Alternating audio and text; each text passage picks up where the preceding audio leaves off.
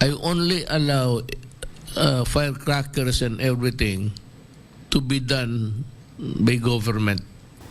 Ito ang isa sa mga pangunahing tampok na paksa ng Pangulong Rodrigo Duterte sa unang public address nito ngayong taong 2021. Kasabay ng pagtatak sa kasaysayan ng pagsalubong ng bagong taon, ang pagbaba ng halos 85% ng firecrackers-related injury simula nitong December 21 ng taong nakalipas hanggang 1 ng Enero ngayong taong 2021. Direktang tinukoy ng Pangulo ang industriya ng paputok sa Bukawi, Bulacan na sentro ng komersyo ng firecrackers, hindi lamang sa Central Luzon kundi sa buong bansa.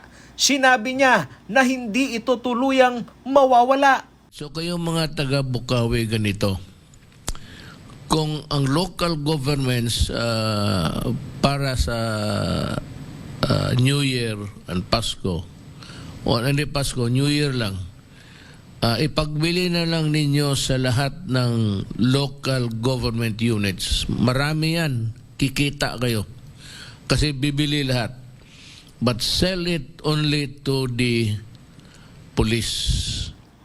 Ayon kay Duterte, ang mga LGUs ang may kakayanang ipatupad ng maayos ang mga community fireworks display na isa sa tradisyon sa pagsalubong sa bagong taon. Kaya sa tono ng Pangulo, ang ipinapanukalang total ban ng firecrackers ay hindi mangyayari, ngunit malilimita lamang ito sa mga lokal na pamahalaan na may option pa rin kung paiigtingin ang firecrackers ban sa kanilang distrito.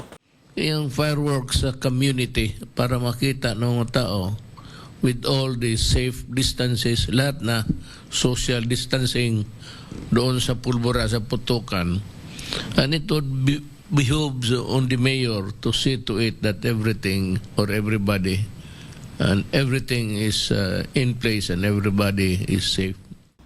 Ang sagot nito ng Pangulo ay kasunod ng mga naunang apela ng pamahalaang probinsya ng Bulacan na ikonsidera ang kabuhayan ng mga nasa industriya ng paputok, partikular na ang mga Bulakenyo.